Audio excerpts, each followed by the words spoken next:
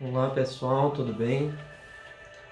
Muito bem, estamos aqui depois de termos vencido aí ciclone, né? Chegando na região sul do país e aqui no Rio Grande do Sul. Depois de blackout geral no nosso bairro, enfim, que impediu que a gente desse sequência para a live que nós iniciamos pelo Facebook, no nosso perfil pessoal, no dia 30 de junho de 2020.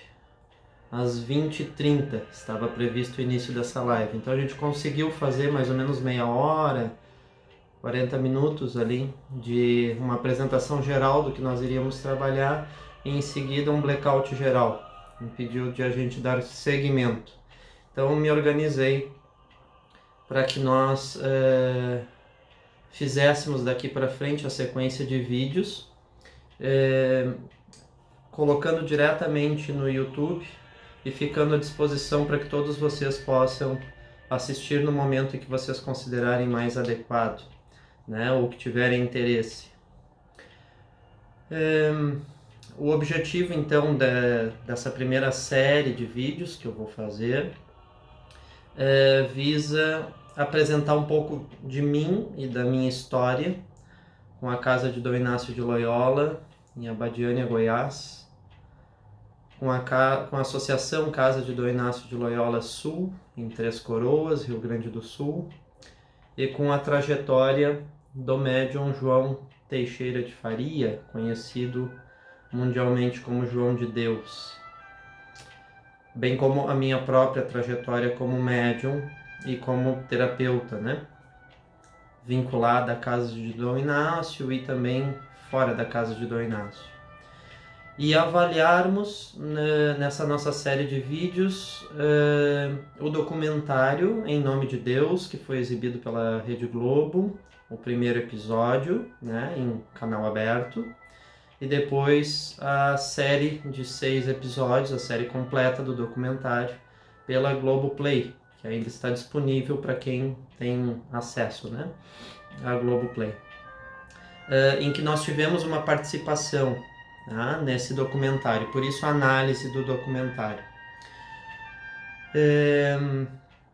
Nós demos uma entrevista, né, a pedido da equipe de reportagem que entrou em contato conosco, isso no início do ano de 2019, talvez metade do ano de 2019, eu não me recordo agora exatamente quando que entraram em contato comigo.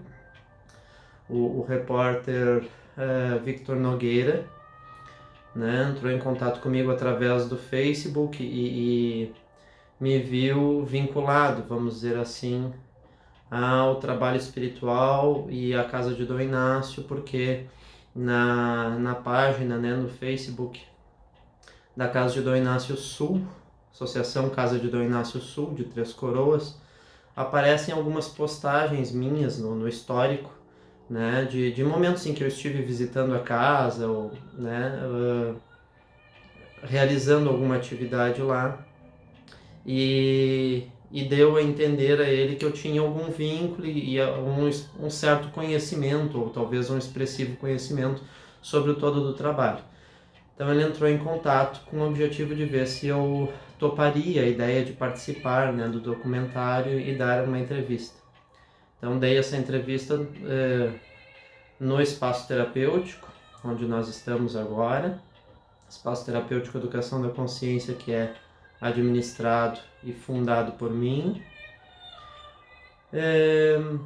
durante pouco mais de 4 horas de entrevista, né? Então foi uma longa jornada em que nós abordamos muitos assuntos ligados à espiritualidade, ligados à mediunidade, ligados ao João, ligados à situação toda que veio a público, né? O escândalo, os crimes, etc., as denúncias. E eu procurei ser o mais elucidativo possível, expondo longamente a minha trajetória, né, mostrando os meus dossiês de fotos ao longo de 20 anos de caminhada com a Casa de Dom Inácio e com o João, e alguns materiais que eu tenho também, que eu fui adquirindo no decorrer dos anos, DVDs de trabalhos no Rio Grande do Sul, DVDs e fitas VHS de trabalhos em Abadiânia, né? Algumas que eu adquiri, outras que eu herdei da minha madrinha, que foi a primeira pessoa que me levou para Abadiânia, né? Numa época de tratamento. Isso eu vou expor ao longo do vídeo. Então, o objetivo é nós tratarmos um pouco sobre toda essa trajetória de caminhada espiritual e deixarmos alguns alertas importantes sobre espiritualidade, sobre mediunidade responsável, sobre fascinação e deslumbramento, sobre processos obsessivos, vinculados à mediunidade ou não, né? Sobre o que poderia haver de sério ou não neste trabalho, né? Onde havia seriedade e onde a falta de seriedade começou a se entrecruzar com a seriedade, né? Talvez até em determinado momento começar a dominar uma falta de pureza, vamos dizer assim, no conjunto da obra. Porque muitas pessoas trouxeram inúmeros questionamentos quando souberam que eu trabalhei com o médium João e que trago uma trajetória como médium e como terapeuta. Né? Como é possível alguém com este perfil, um monstro, como as pessoas colocam nesses termos, né? Um monstro, canalizar em algum momento algum espírito de luz, fazer algum trabalho sério? Nunca houve seriedade nenhuma, né? Sempre houve fraudes, truques, etc.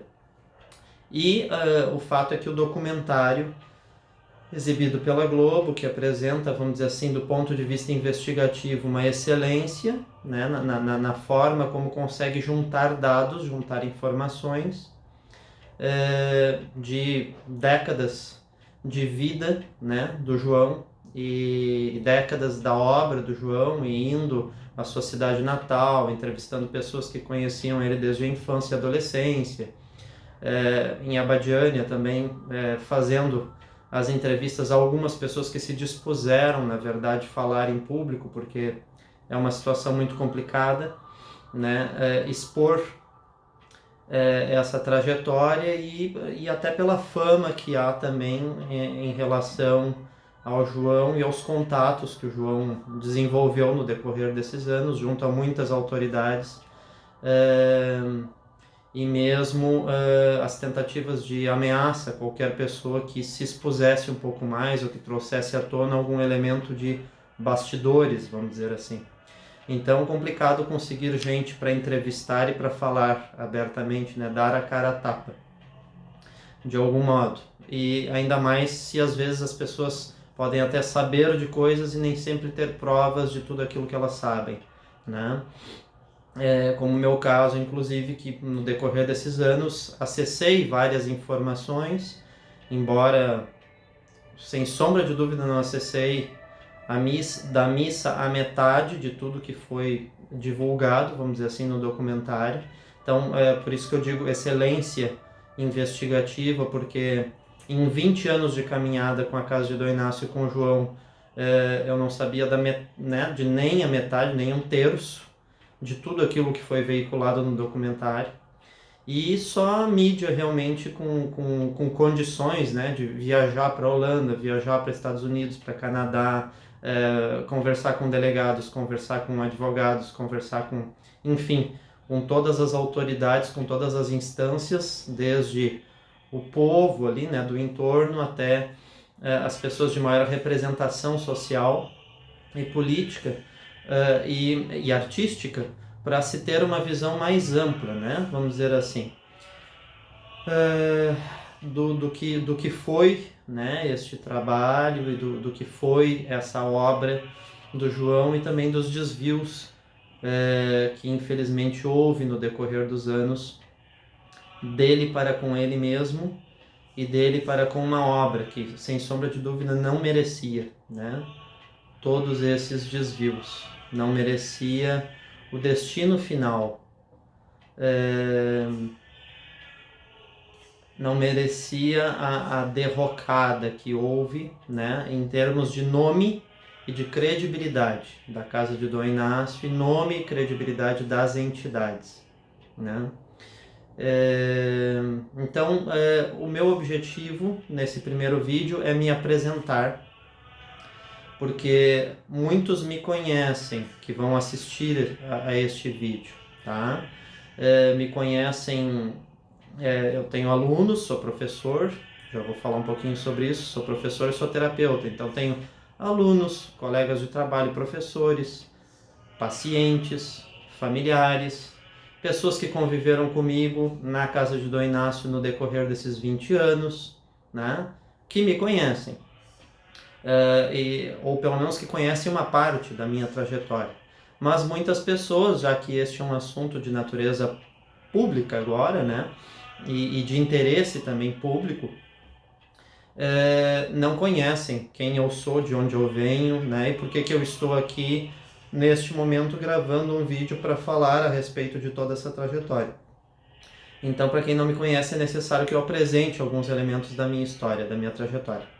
Então, primeiro um pouquinho da minha apresentação pessoal e profissional, e depois um pouquinho da minha história com a casa de Dom Inácio, e com as entidades, e com o médium João, certo?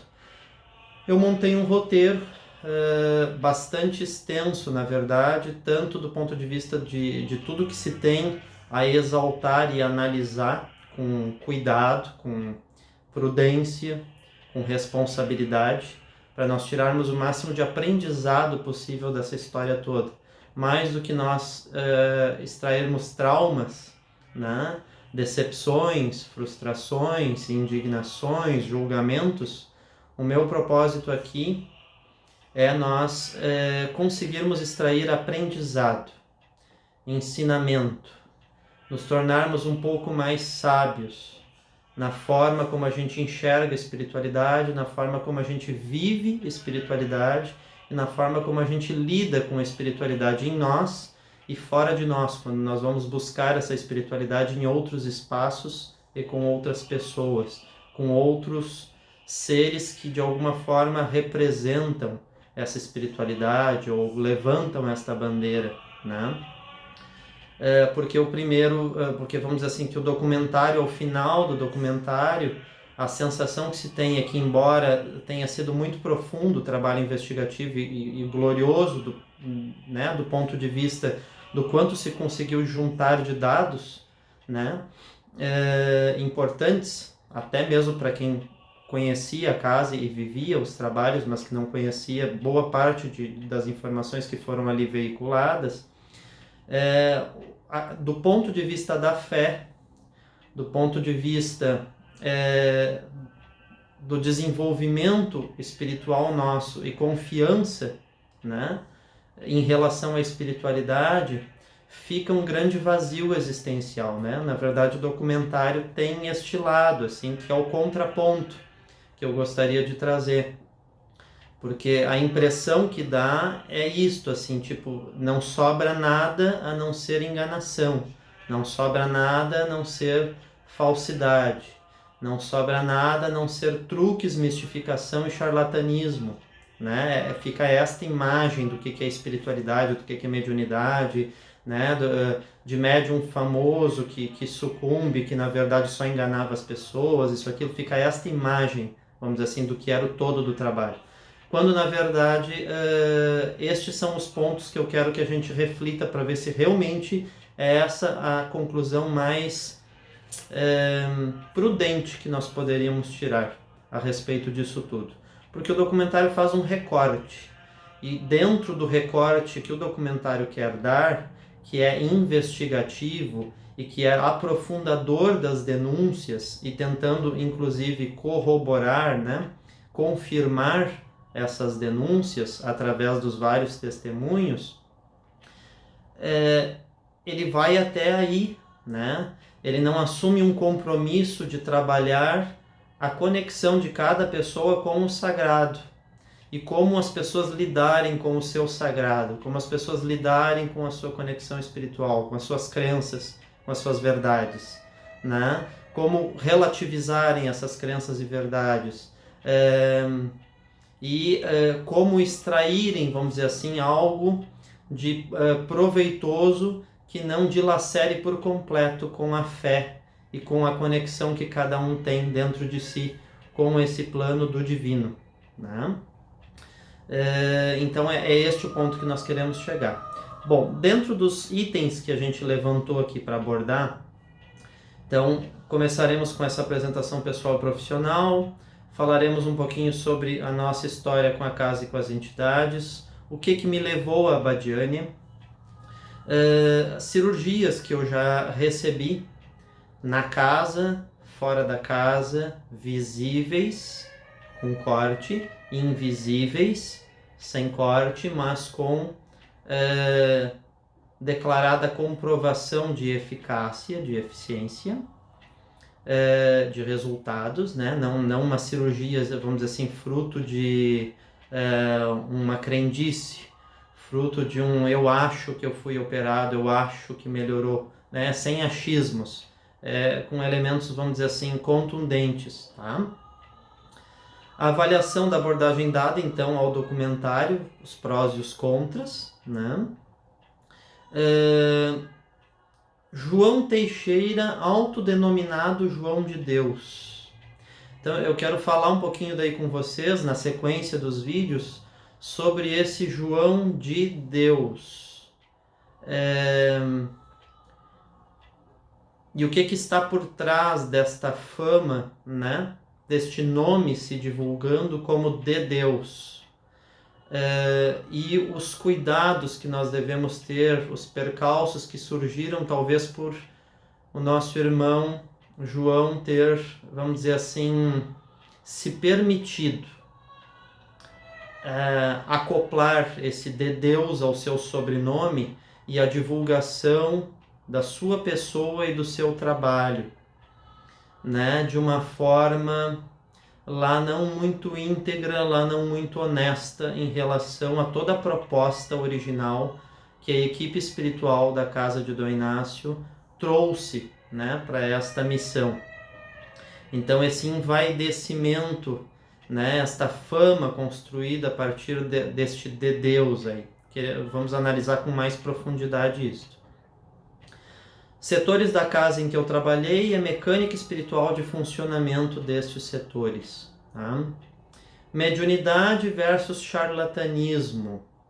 Aí nós vamos entrar e ver assim, até que ponto, o que nós podemos chamar de mediunidade e o que nós podemos chamar de charlatanismo.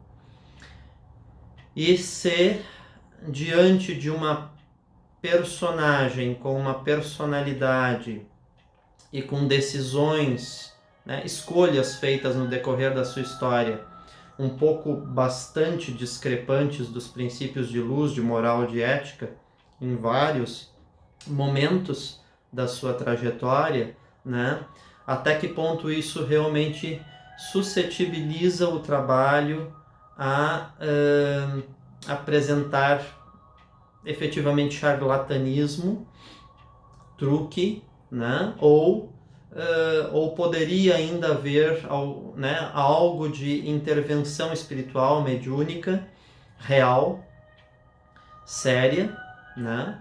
E aqui levantarmos a questão, existe mediunidade mesmo? Não existe mediunidade? Tudo é uma invenção de pessoas místicas, né? O que está por trás dessa história toda? E reconstruirmos um pouco esta fé das pessoas.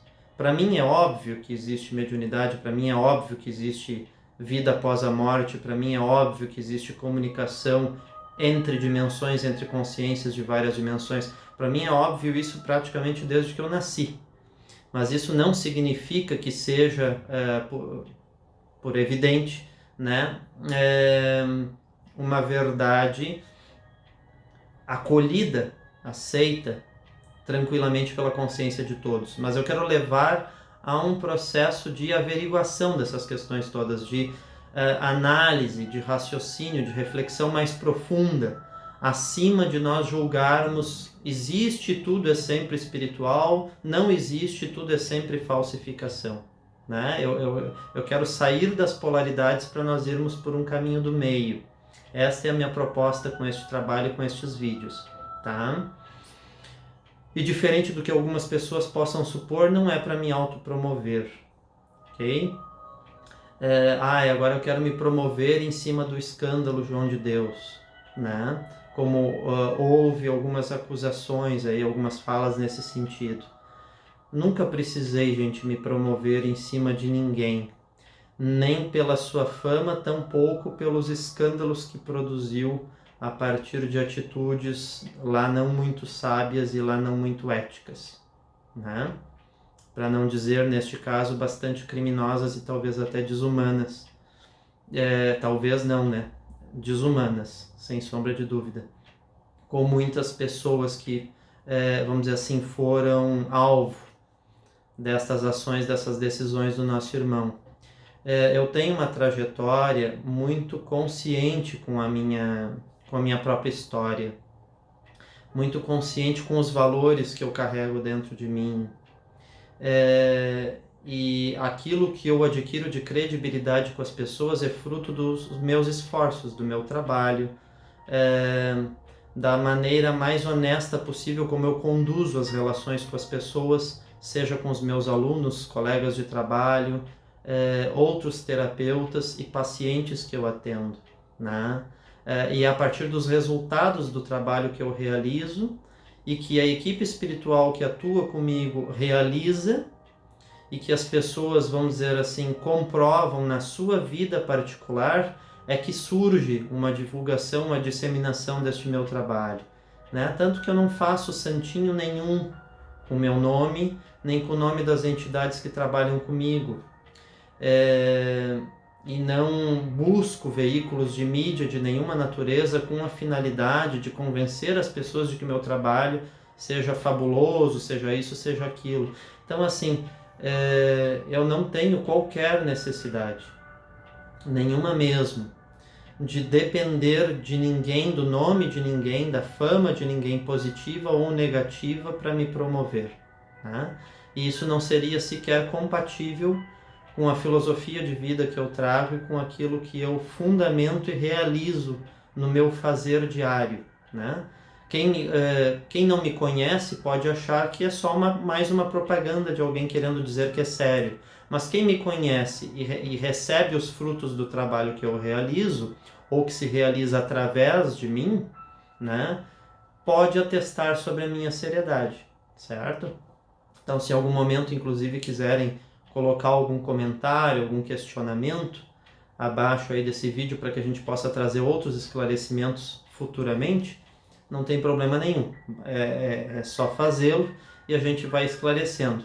E as pessoas que assistirão esse vídeo, que me conhecem, que já são tratadas por mim ou que conviveram comigo em alguma fase da minha história, podem também falar e alegar e atestar sobre a integridade de quem eu sou e de que em nenhum momento eu teria qualquer necessidade de precisar da fama, né, ou do escândalo de alguém para me promover, queridos. Então, é preciso me conhecer bastante primeiro para depois tirar juízos de valor dessa natureza tão mesquinhos, né, tão baixos, na forma de pensarem sobre os motivos pelos quais eu estou promovendo essa série de vídeos, certo? Falaremos um pouquinho também sobre o Dr. Drauzio Varela e daí a análise que ele faz das cirurgias espirituais, né, sendo truque, não sendo truque, enfim. E talvez a precipitação do modo como ele analisa essas cirurgias, porque são meia dúzia de cenas ali, né, pelo menos no documentário, na edição do documentário, mostradas para ele. Normalmente as cirurgias até um pouco mais superficiais na forma de realização, mas que nem de longe ilustram ou representam o que era o conjunto de todas as cirurgias que eu mesmo já testemunhei e que existem as gravações, tá? Muito mais profundas, muito mais contundentes do que aquelas que apareceram ali naquelas cenas que ele analisava, como também no decorrer de todo o documentário, né? Houve outras cirurgias, por exemplo, muito mais profundas, que aparecem em vários episódios anteriores ou após a fala, a análise do Dr. Drauzio Varella, né, e que em nenhum momento aparece ele analisando estas cirurgias. E mesmo nestas que ele analisa e chama de superficiais, e que a pessoa poderia ter sido induzida hipnoticamente, etc., né, que pode ser também uma indução emocional, de crença, de fé, e a pessoa inibe a sua dor, etc., toda uma tentativa de uma explicação científica para justificar que aquilo era truque, que, né, o que fica no final é isso, na minha visão de médico, de acadêmico, de pessoa reconhecida dentro do campo da medicina, isto é truque, né?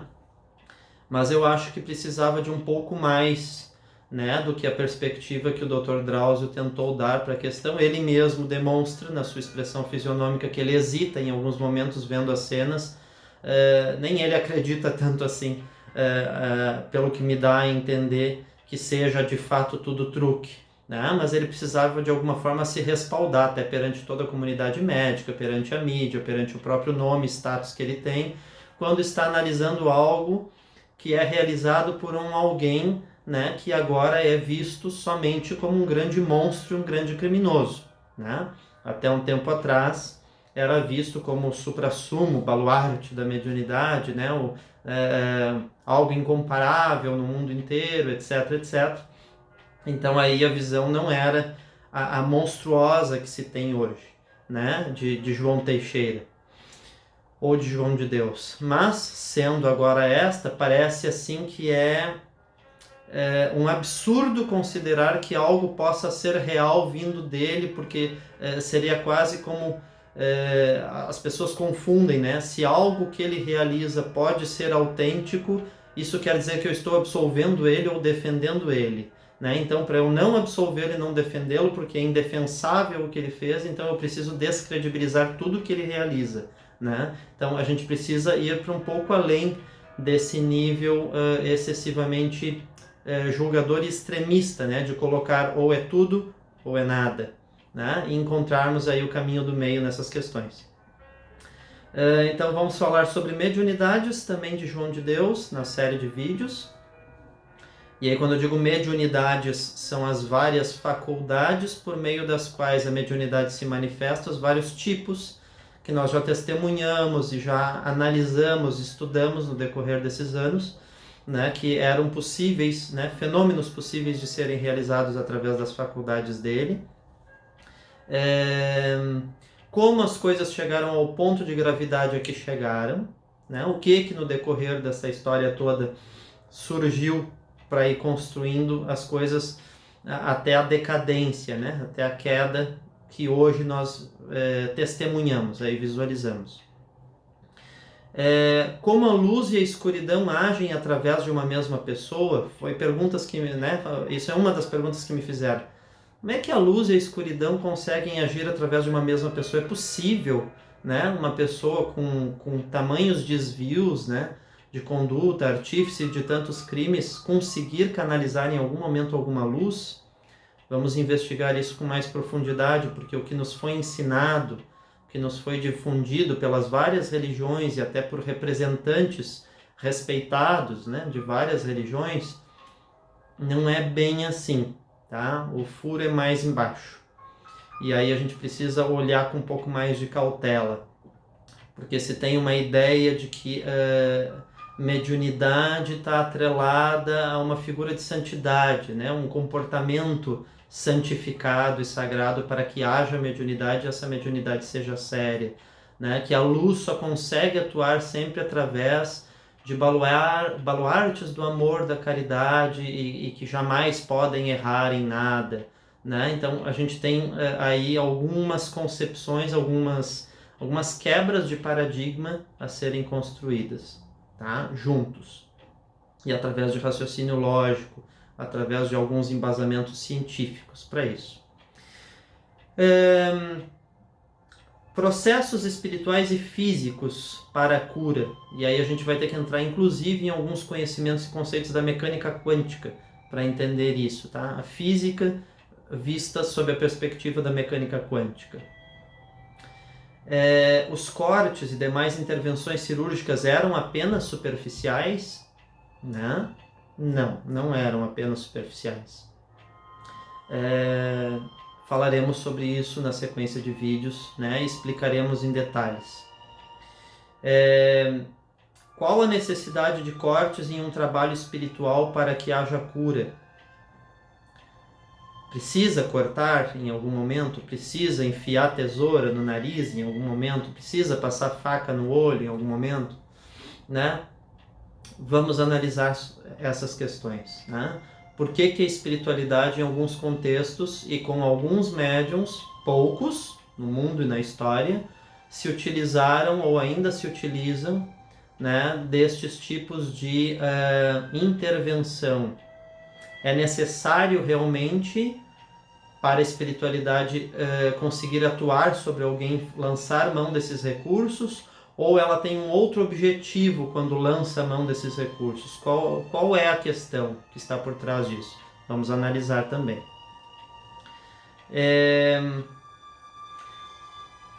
Como os guias espirituais permitiram? As pessoas perguntaram, tá, mas se tem guia espiritual superior, né? Se tem espírito de luz, como é que permitiram que as coisas chegassem a esse ponto? Né? Como é que deixaram o João fazer todas essas atrocidades com as mulheres, e não só com as mulheres, os outros crimes vários aí associados a porte ilegal de arma, né, talvez tráfico de minérios, isso e aquilo, mil coisas que surgiram, né, nas investigações, nas acusações e já nas condenações, porque várias delas estão dadas como líquidas e certas, né, como condenação. Então, como é que os espíritos permitiram?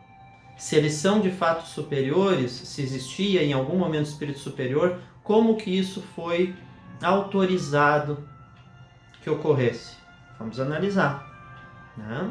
Se compete aos espíritos autorizar ou não esses processos, né? E se esses processos ocorrendo impedem ou não que os espíritos atuem em determinados contextos. E que tipo de espírito atua em cada contexto? Se eram sempre os mesmos espíritos atuando? Vamos analisar tudo isso. Como os mentores, anjos das mulheres, não as protegeram ou impediram que isso ocorresse? Né? Se todos nós temos mentores, guias, amparadores de luz, né? Como é que as mulheres lá diante de uma situação tão frágil, etc., como é que os mentores não agiram ali naquele momento e interromperam o processo? Ou impediram, né, que chegasse a vias de fato? Vamos analisar. Mediunidade de cura e de efeitos físicos e energia sexual. Energia sexual, mediunidade de cura e de efeitos físicos. Vamos entrar profunda e longamente. Talvez um dos vídeos seja só para tratar deste tema, tá? Porque só esse aqui dá pano para manga para muita reflexão e análise. Então, para a gente não tornar muito longos os vídeos, vamos mergulhar em detalhes, talvez com um vídeo só sobre esse foco, tá?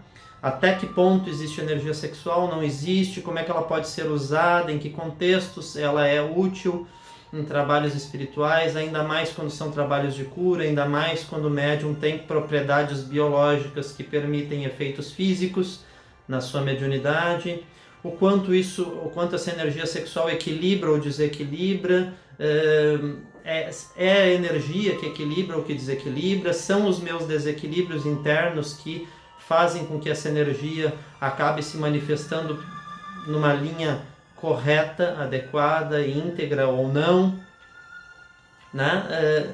Vamos mergulhar neste assunto com profundidade. Espíritos sérios usam métodos sérios, com resultados sérios e profundo sentimento de autoencontro e realização. Não pode haver espaço para dor ou sofrimento.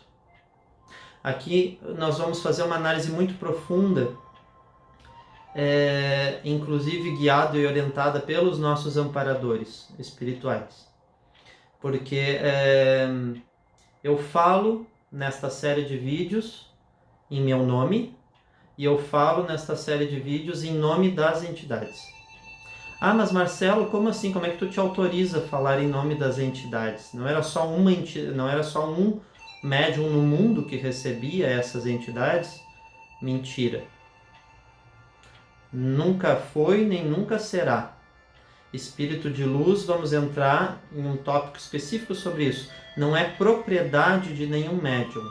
Não existe esta história de só Beltrano, Fulano, Cicrano são capazes de canalizar o suprassumo do suprassumo das altitudes, das dimensões divinas. Quanto mais elevado é o espírito, mais universal ele é.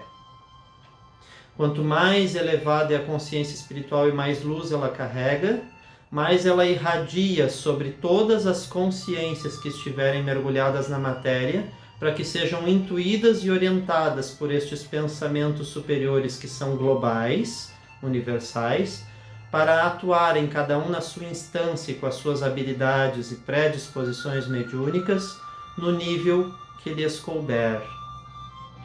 Então, espíritos realmente luminosos não se manifestam só a partir de um ou de outro e ninguém mais está autorizado a falar em nome de entidade nenhuma. Mentira. Isto é uma das manipulações que houve no decorrer dos anos e que muitos caíram. Às vezes até os mais avisados e, vamos dizer assim, talvez um pouco experientes, estudados, chegaram a acreditar e cair, como muitos fanáticos, ou que se fanatizaram no decorrer dos anos e com estes trabalhos também caíram feito patos nessa história e não só caíram, quanto defenderam esta bandeira. Deus o livre alguém falar em nome da entidade fulano ou beltrano, porque só, por exemplo, João Teixeira fala em nome de fulano ou beltrano. Ninguém mais é autorizado a falar.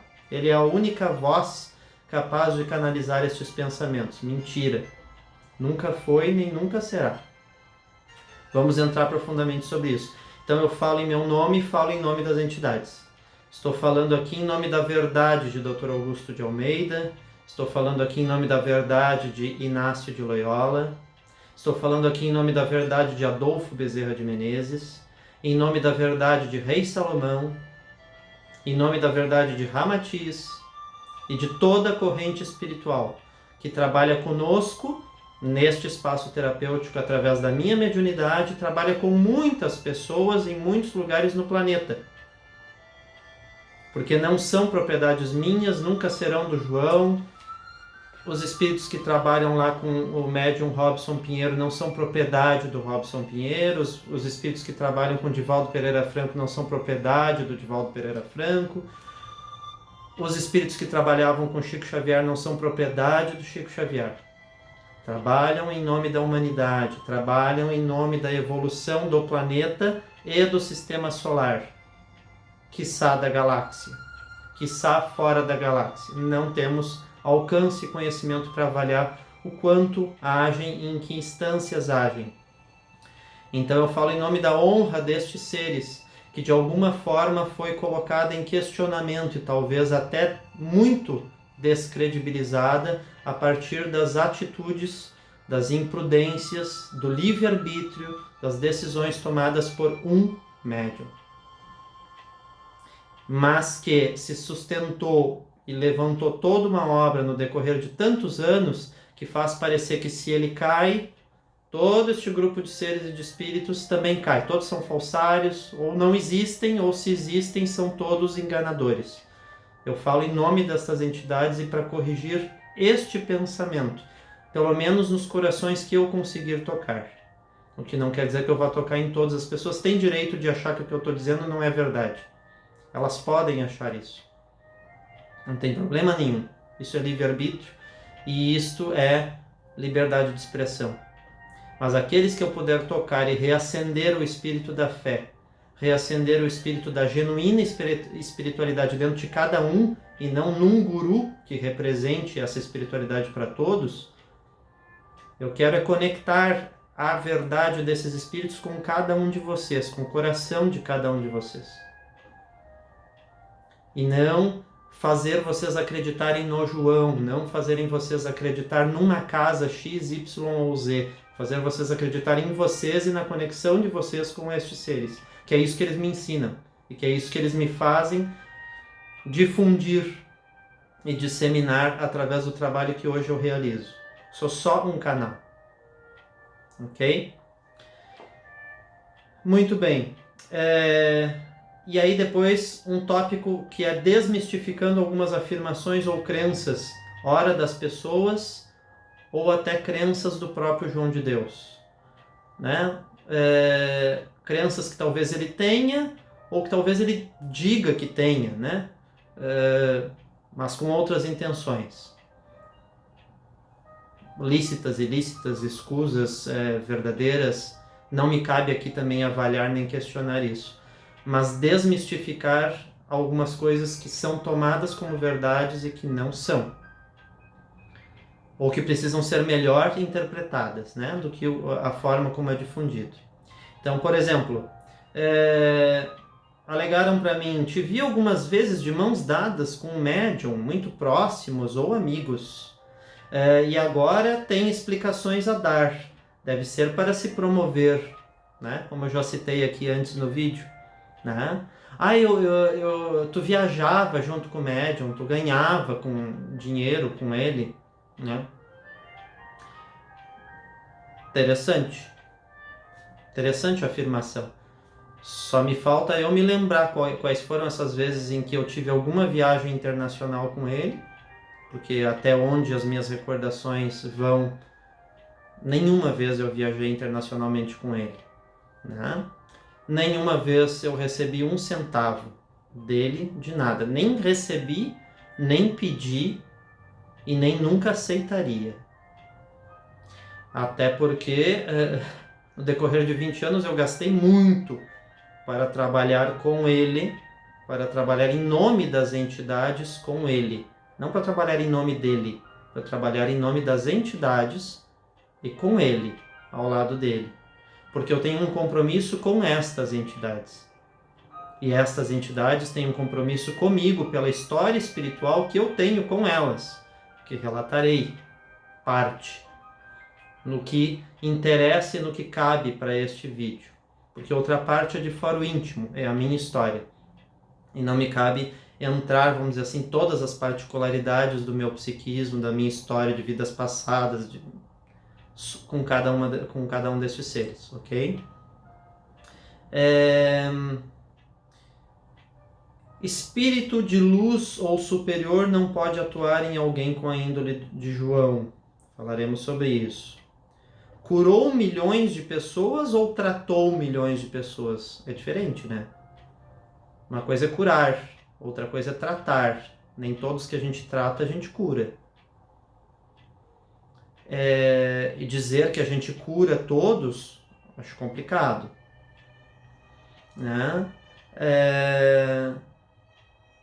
E se a gente trata e a pessoa cura e depois em algum momento volta a enfermidade, não quer dizer que não houve tratamento, que o tratamento não foi sério enquanto tratamento. Porque a cura vem, em cada um de nós, vem de um processo de transformação nosso conosco mesmos. Em que eu posso ter agentes que auxiliam, que canalizam para que eu faça toda essa investigação, para que eu faça todo esse vasculhar íntimo e transforme o que precise transformar. E aí eu consigo uma cura definitiva. Mas se alguém me ajudou a curar alguma coisa e eu não transformei tudo o que eu precisava transformar, eu não entendi todas as mensagens que deveria ter entendido, eu não parei de provocar as causas internas que somatizaram e geraram a doença X, ela vai voltar. E não é por incompetência de fulano ou de ciclano, não é por incompetência de espírito, não é necessariamente porque um médium é falsário, pode até ter o médium falsário, mas mesmo com médiums sérios, não cabe a ele, não está nas mãos dele garantir a cura permanente de ninguém, nem dele, nem dos espíritos que se manifestem através dele. Me incluo nesta história. Cabe a cada um. E aí nós temos que entender o que é tratamento espiritual, o que é cura espiritual. Tá? Inclusive porque a cura espiritual é muito mais ampla do que o que a gente supõe que seja. A cura espiritual, às vezes, pode estar até no desencarne de uma pessoa. E é cura espiritual. Vamos entender por que a espiritualidade entende como podendo ser uma cura o próprio desencarne. Certo? Eu não curo ninguém. frase, né, mais do que consagrada, do meu irmão João de Deus, ou João Teixeira. Eu não curo ninguém, quem cura é Deus e os bons espíritos. Vamos falar sobre a verdade desta frase e vamos falar sobre inverdades que poderiam ter sido ocultadas no decorrer deste período todo, usando-se desta frase. Discrepâncias de atitudes, de comportamentos com esta frase. Eu sou o único médium no mundo que recebo Inácio de Loyola. Muitas vezes ele disse isso. Ou o Dr. Augusto de Almeida, ou o Rei Salomão, os vários espíritos que compunham a falange, compõem a falange de trabalho, casa de Dom Inácio de Loyola, independentemente de João atender ou não atender, ter honrado ou não ter honrado a missão. Eu sou o único no mundo que recebo Inácio de Loyola. Só aí, se as pessoas fossem minimamente atentas, minimamente perspicazes e se utilizassem o tempo inteiro de fé raciocinada e não de fé cega, já teriam analisado, entendido e se alertado para muitas coisas. Mas o que eu via era, muitas vezes, impressionante. O único realmente no mundo que canaliza. Será? Trabalhar com espíritos ou tê-los como sua propriedade? Qual é o médium? Qual é o espírito de luz, né, que, vamos dizer assim, se subjuga a usar um único aparelho e não encontrar mais aparelho nenhum na face do globo capaz de canalizar os seus pensamentos, a sua energia, os seus sentimentos pela mediunidade que tiver a pessoa. Não importa, não precisa ser com o mesmo método, com o mesmo tipo de mediunidade, com a mesma forma de manifestação. Mas eu acho assim que é subestimar demais a capacidade de espíritos de luz. A gente se achar o único no mundo que canaliza alguma coisa destes espíritos. Ou querer fazer que as pessoas acreditem que assim é. E se as pessoas acreditarem, é muito desaviso destas pessoas. Lamento informar, mas esta é a verdade. Os espíritos da casa não reencarnam mais. Já vi palestrante da casa, trabalhador, hoje morador de Abadiânia, hoje não, né? Morador há muitos anos de Abadiânia, mas que veio do Rio Grande do Sul também, afirmar assim, com toda a pompa, que os espíritos da casa de Dom Inácio não reencarnam mais. Tem certeza?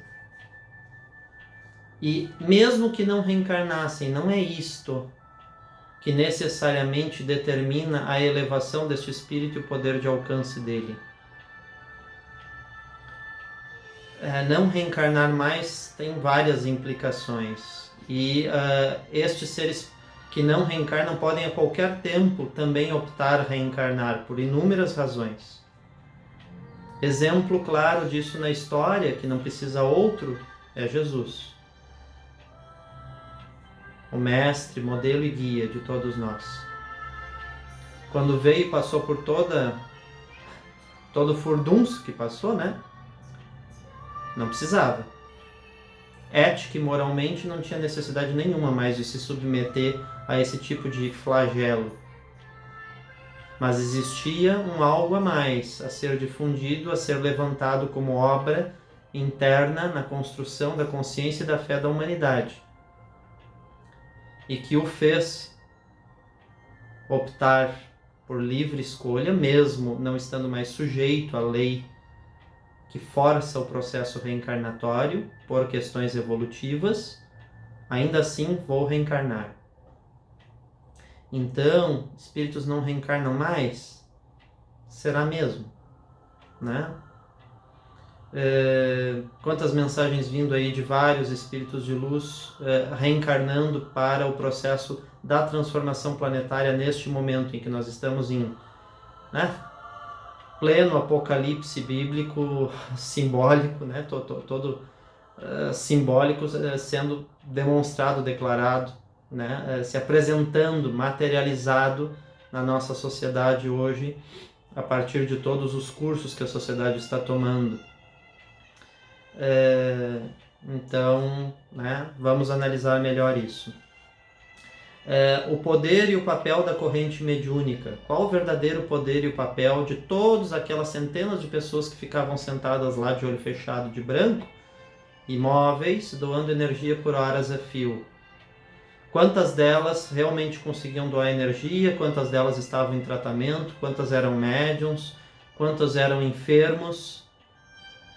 Enfim, vamos analisar um pouco mais e qual o papel delas na sustentação do trabalho como um todo, né? Inclusive do protagonizado pelo próprio João. Eu sou sempre inconsciente, o que eu faço é dormir. Aqui é bem polêmica nessa questão. O médium João sempre falava, né, que era totalmente inconsciente, não lembrava de nada do que acontecia durante todo o trabalho. Infelizmente, e aí esta parte é minha mesmo, né? Eu arco com o ônus dela porque ela é minha, né? E eu tenho prova vivencial, experimental minha de que é mentira. Pode ter tido vários momentos no decorrer da sua caminhada mediúnica em que houve dias, turnos de trabalho, horas, tipos de entidade que o deixassem em algum instante menos consciente ou talvez totalmente inconsciente. Mas sempre inconsciente e tudo era só os espíritos o tempo inteiro? Mentira.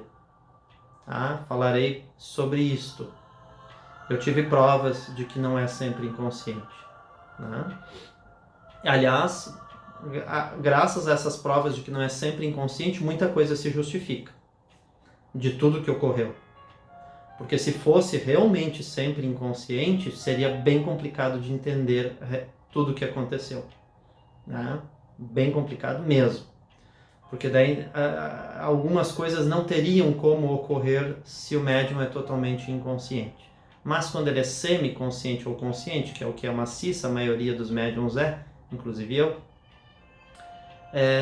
fica mais fácil, porque a gente tem corresponsabilidade sim na história, né? E a gente pode filtrar o que vem através de nós ou não, a gente pode decidir o que a gente dá vazão ou não dá. A gente é corresponsável com o fenômeno mediúnico, não está à mercê, né, do fenômeno na sua integralidade. Cristais blessed by the entities, né? Cristais abençoados pelas entidades. Vamos falar sobre isso também. Esse argumento de abençoar as coisas para as coisas terem mais valor de serem adquiridas, né? Terem mais razão de serem adquiridas. Vou levar para minha casa algo abençoado pelas entidades. E só pode ser abençoado pelas entidades neste espaço, neste lugar, né? Bem complicado isso aí. E as pessoas caíam feito pato nesse argumento, né? Mas, enfim, estamos agora aqui para tentar trazer luz a essas coisas todas. As realizações do João são milagres. Será? Né? Será que existe milagre? O que nós chamamos de milagre? O que a gente entende como milagre? Né? Até que ponto o milagre consegue estar totalmente acima das explicações que a ciência pode dar sobre os fatos, né? Até que ponto a ciência não pode alcançar estágios de entendimento sobre a matéria, a energia, a matéria como energia e a manipulação da energia e da matéria, e encontrar as respostas para aquilo que o senso comum chama de milagres, porque não consegue dar um outro argumento mais sólido para justificar determinados fenômenos produzidos. Vamos analisar isto. Os pedidos de autorização às entidades ou ao médium para situações mais banais da vida. Também vamos falar sobre o quanto isso empoderou, né? Sobre o quanto isso gerou uma série de problemas no decorrer de anos. Para tudo se tinha que pedir autorização para a entidade. Às vezes porque o João ou as entidades diziam que precisava pedir, né? Só se fosse autorizado. E outras vezes as pessoas se submetiam a achar que eu não posso fazer, eu não tenho a capacidade de escolha, né? Eu primeiro preciso balizar tudo com as entidades para depois fazer. E aí isso gera um monte de problemas, né? Falaremos sobre isso. O olhar das entidades e o olhar do João. Mudanças ao longo da história. O brilho do olhar. O que o olhar fala? O que o olhar fala? Quem tem capacidade de atenção suficiente, quem tem perspicácia, quem tem agudeza na sua visão, quem analisa movimentos corporais, quem analisa tom de voz, quem analisa a profundidade do olhar, brilho do olhar, quem tem capacidade de enxergar além da aparência externa imediatista e mergulhar um pouco mais na alma do outro, na intencionalidade, vai vendo várias coisas, né? Vai tendo todo um discurso no silêncio, né? Na aparência, aqui no cenário externo não tem nada, mas nesta análise profunda, tua consciência vai construindo todo um diálogo, todo um entendimento de muitas coisas. E aí entra a passagem em que Jesus dizia: quem tiver olhos de ver, que veja, e ouvidos de ouvir, que ouça. O que são olhos de ver e o que são ouvidos de ouvir? Vamos conversar sobre isso. Discurso espiritualista da casa e práticas dogmáticas. Que a gente vai analisar um pouco das coerências e das incoerências, das discrepâncias entre um discurso universal espiritualista e algumas práticas que ocorriam na casa em muitos momentos bastante dogmáticas, bastante castrativas, bastante cerceadoras,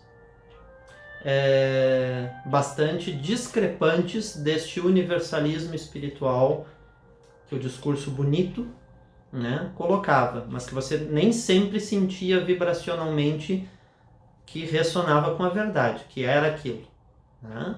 Muitas vezes sim, mas muitas vezes não. Dependia muito também dos trabalhadores que estavam cada semana coordenando os trabalhos.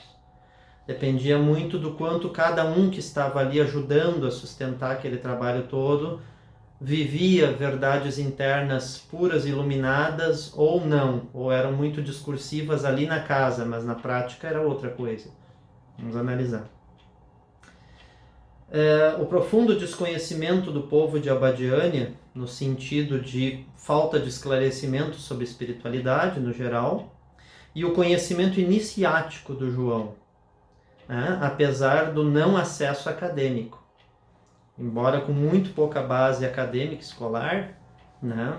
Quase nenhuma, mas do ponto de vista de conhecimento iniciático espiritual, estou para ver outro com o nível de profundidade de conhecimento que ele tem. Não quero dizer sempre uso com sabedoria, mas conhecimento. Há quem tenha me perguntado: João era um mago negro? Vamos analisar isso com profundidade. Existe mago. Branco ou negro é uma variação de como eu uso o conhecimento que eu acessei, milenar. E com que intenção eu uso esse conhecimento. Isso determina se eu serei branco, mago branco, do ponto de vista aí de energia, tá? Quando eu falo de branco e de negro, eu não estou falando de raça, pelo amor do Senhor Jesus. Que tudo que eu desacredito que não sou é uma pessoa racista de qualquer natureza. Não teria nem como ser, seria incoerente com a minha história de vida. Quem conhece sabe, quem não conhece descubra, investigue antes de dizer. Mas quando a gente fala de mago branco, mago negro, luz, escuridão, trevas, branco, preto, não se está falando aqui de cor de pele de ninguém, criaturas de Deus. Estamos falando de padrões de frequência da energia, certo? E de direcionamento das nossas ações. O que é branco, o que é negro. Então, existe mago, existe magia. Se você vai fazer um uso para um lado ou para um outro, conforme determinados contextos, situações, conforme os valores que você construiu dentro de você, e isso vai determinar se ela será branca ou negra. Mas mesmo um mago branco, em determinados contextos, porque ele é um ser falível, ele é um ser corruptível, ele é um ser ainda marcado pela possibilidade de errar ou de se passionalizar em uma série de situações que apertam o calo dele, e ele lançar a mão de todo aquele conhecimento, às vezes até sem intenção declarada, mas como o campo magnético mental dele já está tão adestrado e treinado para manipular a energia mental de tudo que ele pensa e de tudo que ele sente, ele pode estar fazendo magia negra até naquela hora ali, mesmo sem ser aquela declarada intenção de vamos fazer agora um ritual específico para provocar um malefício X sobre um endereço vibratório Y, uma pessoa Y, um contexto Y, certo? Então existe magia, existe mago, sem sombra de dúvida. Falo por conhecimento de causa, queridos. Longa caminhada desta existência e de várias outras para trás. Aqui tem que se ter muita cautela. A gente acha que as coisas é preto no branco, ou é só luz, ou é só escuridão. E antes fosse assim. Seria mais fácil se fosse assim, mas não é bem assim. Tá? O limite de onde está a vibração da luz para onde ela pode ir para a escuridão no extremo oposto é muito tênue. Muito tênue. E às vezes muito difícil de ser controlado, dependendo do contexto e do envolvimento emocional que a gente tem com o fato em si, que poderia estar provocando uma emissão de pensamento numa linha ou noutra linha. Muito tênue, tá? E finalmente, né, o último item da nossa série será: que espaço então sobra para a fé em meio a isso tudo? Na verdade, isso não é o último item, é o primeiro. Todos os vídeos e tudo que eu estou falando e ainda vou falar com vocês é para nós entendermos que espaço sobra para a fé e tentarmos construir uma conclusão talvez um pouco diferente da que se tira quando se assiste esse documentário até o 6º episódio, né? Que você já está assim, emocionalmente falando, estraçalhado no último grau, se deixar, né? Pelo quanto de coisas que vem à tona ali, e que se você tem um mínimo de humanidade, de sensibilidade, é impossível você não sentir profundamente tudo aquilo. Certo, queridos? Bom, como eu usei este tempo agora inicial, né, tempo inicial bastante grande, mas para desenvolver todos os tópicos que eu vou trabalhar com vocês, eu só concluo este vídeo então me apresentando. A partir do próximo eu falo sobre já a minha experiência com a casa de Dom Inácio, com o Médium João e tudo mais. Então, meu nome é Marcelo Stoduto, sou gaúcho de nascimento, moro na cidade de Porto Alegre. Estou hoje com 38 anos de idade. Minha formação profissional é em 2 segmentos, uma na área da educação, outra na área das terapias integrativas, ou terapias holísticas, ou terapias complementares em saúde, né? Os vários nomes aí possíveis. Na área da educação, eu sou formado em letras, sou professor atualmente de língua portuguesa pela Prefeitura de Porto Alegre, sou especialista em Linguística Aplicada pela Pontifícia Universidade Católica do Rio Grande do Sul, e mais recentemente numa outra formação de especialização que fiz, uma segunda, complementar, porque tem muita relação com propósitos de vida meu e casa, inclusive com o meu universo terapêutico. Me especializei também em Educação Especial Inclusiva, atendimento educacional especializado, para atender alunos de inclusão, né? Já passei, inclusive, em um processo seletivo da prefeitura interna, estou no aguardo de poder ocupar essa função de coordenar uma sala de integração e recursos, né, chamada CIR, para trabalhar com este público-alvo, né, numa escola praticamente toda ela focada muito fortemente na inclusão. Então, esta é a minha atuação profissional acadêmica, vamos dizer assim. A minha atuação profissional holística é como terapeuta, né? Como psicoterapeuta transpessoal ou espiritual, né? Trabalho com atendimentos em psicologia da alma, que é um trabalho muito próximo ao trabalho de um psicólogo, porém aprofunda sensivelmente mais a abordagem do que as teorias psicológicas tradicionais trazem, porque abrange, contempla a dimensão espiritual do indivíduo. Trabalho com apometria, que é uma técnica, e apometria atlante. Hoje nós temos variações de apometrias, né? Existe apometria quântica, apometria xamânica e outros nomes vários que dão para apometria. Cada uma fazendo um recorte mais um determinado segmento, filosofia, cultura civilizatória que pega, né, elementos da técnica apométrica original e aplica dentro daquele universo, daquela linha vibratória de atuação, né? Apometria na Umbanda, apometria no Espiritismo, apometria xamânica, né? Então vai estar mais relacionada a elementos do xamanismo, etc. A nossa é a apometria atlante, né? Uma apometria que vai trabalhar profundamente com a frequência e uso dos minerais nos tratamentos de saúde. Sou coordenador e fundador do Espaço Terapêutico Educação da Consciência, aqui em Porto Alegre, e este trabalho, já executado profissionalmente há 6 anos, indo para 7 anos, vem de uma trajetória de mais de 30 anos de relacionamento com a espiritualidade. Tenho também formação de mestrado em Reiki egípcio, chamada energia Seikin ou Sekhem. Tá? Hoje, podendo ministrar cursos, iniciar pessoas também dentro do Reiki egípcio e atender em tratamentos com Reiki egípcio.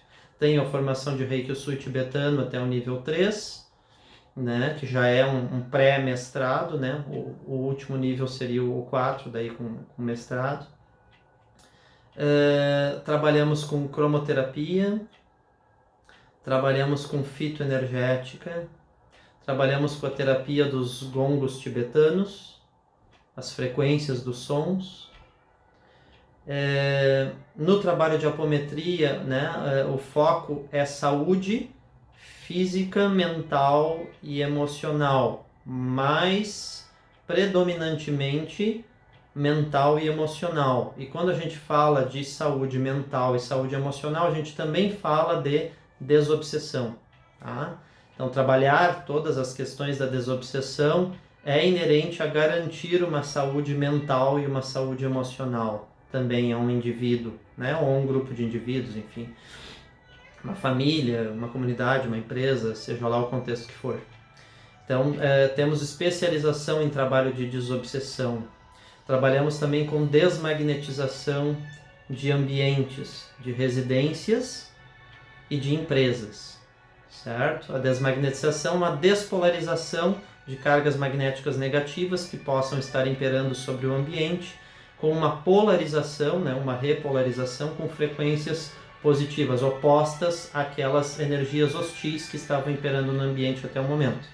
Então, claro que é feito um profundo trabalho de limpeza e de desobsessão, né, das egrégoras predominantes no ambiente, do que as pessoas constroem, vamos dizer assim, e fazem com que acabe predominando no ambiente. Porque a negatividade no ambiente não surge do nada, né? É uma construção de pensamentos, emoções e sentimentos que se tornam padrão dentro daquele ambiente e acabam construindo essa egrégora própria, muitas vezes desfavorável para muita coisa. Essa caminhada da desobsessão vem muito do trabalho da casa de Dom Inácio de Loyola, sobretudo na Casa Sul, onde eu atuei desde a fundação da casa, né? Desde antes da fundação da casa, desde os alicerces da casa, né? Espirituais, inclusive, preparação do ambiente espiritual para se criar a estrutura física da casa. E nós tivemos a oportunidade de experienciar então ali a coordenação de um trabalho de desobsessão a pedido na época das entidades da casa. E ali eu tive a oportunidade de experienciar muitas coisas interessantes e contundentes, né? E que me deram muita base para realizar o trabalho que hoje eu realizo. Porque eram casos de obsessão complexa que eram encaminhados para o nosso trabalho, para a nossa equipe de trabalho. Eu coordenava um grupo de médiums, né? E nós juntos fazíamos esse trabalho de assistência a pessoas com casos complexos, profundos, difíceis de serem tratados de obsessão. Casos de possessão, casos de magia negra e outras coisas sérias, tá? Bastante sérias. Então ali, vamos dizer assim, uma boa parte do lastro que eu tenho vem dessa trajetória, que foram alguns anos, 6, 7 anos trabalhando, né? Na casa, acho que 6 anos, mas não só do trabalho da casa de Dom Inácio, né? Mas vamos dizer que ali as entidades também começaram a se apresentar para mim e me mostrar esse trabalho que viria depois, né? Ou me direcionar para esse trabalho que viria depois, que hoje é o Espaço Terapêutico Educação da Consciência.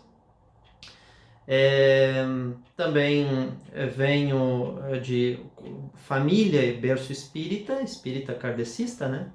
Quando se fala de espírita, na verdade, sempre se está falando de kardecismo, né? Porque do contrário seria espiritualista e não espírita. E me criei dentro da Sociedade Beneficente Espírita Bezerra de Menezes, desde os 3 anos de idade.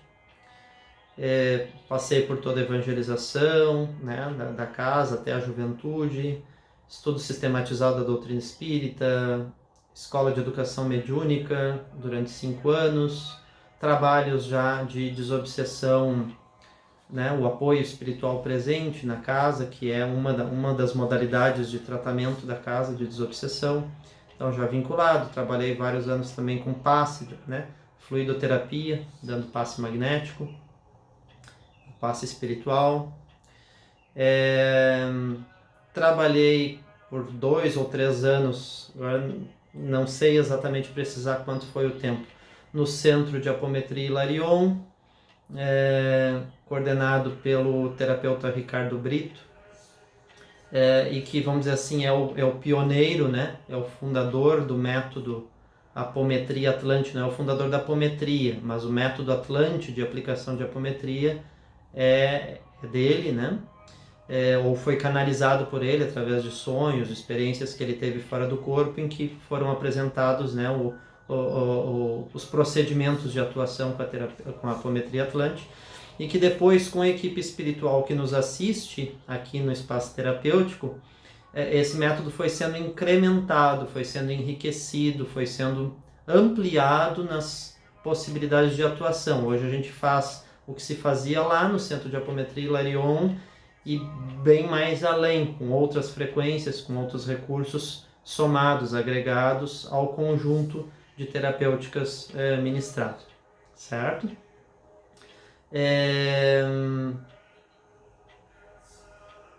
Acho que isto resume, vamos dizer assim, o todo, tá, da minha trajetória profissional aí,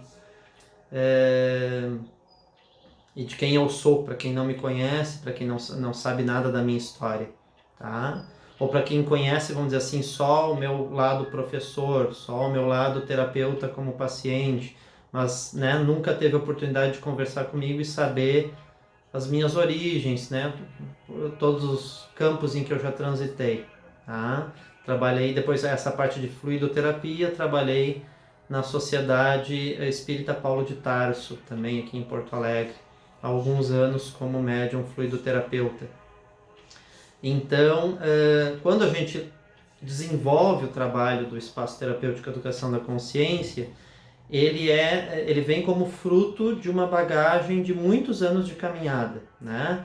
Não é um curso aqui, outro ali de fim de semana, eu me torno médium, me torno terapeuta e saio fazendo todo um trabalho e fundando um espaço e tendo hoje uma equipe de trabalho que atua conosco também na Apometria Atlante, com atendimentos fraternos voluntários gratuitos que ocorrem ocorriam, né, 2 fins de semana no mês, agora tem ocorrido sempre aos domingos durante o período da pandemia. Nós preenchemos uma agenda ali com o número de pessoas que a gente dá conta de atender por domingo e prestamos esse atendimento, então, por enquanto também por videoconferência, né? Não estamos tendo mais o atendimento presencial até que a gente veja que haja mínimas condições de podermos fazer novamente o presencial. Mas o caso de Porto Alegre ainda está entre bandeira vermelha e quase indo para a bandeira preta, né? Em relação aí às lotações dos hospitais, etc., UTI e tudo. Então, não sei se tão cedo a gente consegue retomar os trabalhos presenciais.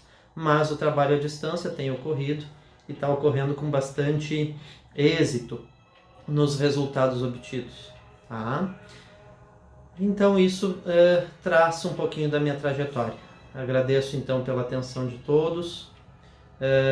Desejo que os benfeitores de luz estejam com cada um de vocês, nos lares de vocês, amparem, harmonizem, iluminem a família de vocês. E até o nosso próximo encontro, nosso próximo vídeo, em que nós falaremos então aí diretamente sobre a nossa história, a nossa trajetória com a Casa de Dom Inácio, com o médium João, com mediunidade, e depois entraremos em todos os demais itens já citados neste vídeo. Procurem acompanhar, quem estiver acompanhando, né, procure acompanhar desde o primeiro vídeo na sequência para ter uma evolução, vamos dizer assim, consistente do pensamento sobre tudo que nós vamos abordar.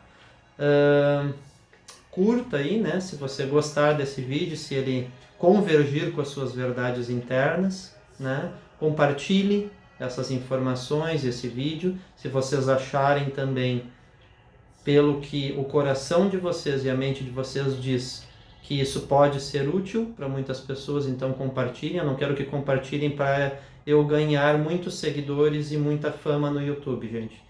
Nunca foi esse meu objetivo. Se vier algum dia alguma fama, que seja fruto de muito trabalho, dedicação e seriedade, e não apenas de querer conquistar rapidamente um crédito em relação a uma sociedade. Esse crédito precisa ser, se ele surgir, ele tem que ser muito bem sustentado, muito bem embasado. E muito respeitoso com a história de vida e a evolução espiritual de cada um de vocês.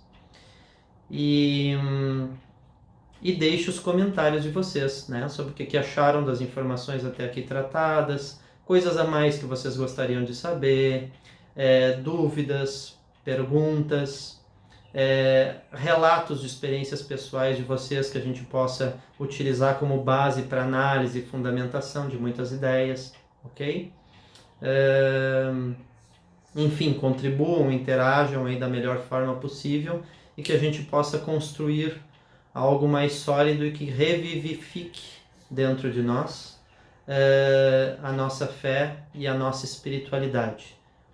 Conosco e por nós mesmos e em nós, independentemente de terceiros, independentemente de templos, de espaços, quaisquer que sejam, certo? A minha tarefa e a minha missão aqui com vocês e com a equipe espiritual que me assiste é nós vivificarmos o templo interno de cada um e que nada do que aconteça fora tenha força suficiente para derrubar a fé interna de cada um, certo? Fiquem na paz de Deus, então. Gratidão.